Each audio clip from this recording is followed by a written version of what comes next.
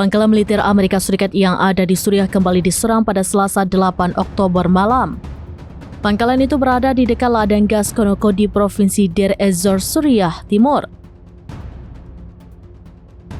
Saluran Al-Mayadin mengutip sumber yang tidak disebutkan namanya mengungkap terjadi beberapa ledakan di pangkalan militer Amerika Serikat. Ledakan diduga berasal dari serangan rudal. Sumber tidak memberikan rincian korban dan kerusakan akibat insiden tersebut. Belum ada pihak atau kelompok yang mengaku bertanggung jawab atas serangan tersebut. Namun setelah serangan itu, pasukan koalisi anti-teror internasional pimpinan Amerika Serikat melancarkan serangan udara ke beberapa desa terdekat yang dikuasai oleh pasukan pemerintah Suriah. Sebagaimana diketahui, pangkalan militer Amerika Serikat di Suriah telah diserang berkali-kali di tengah meningkatnya kemarahan atas kehadiran ilegal Amerika Serikat di negara Arab tersebut.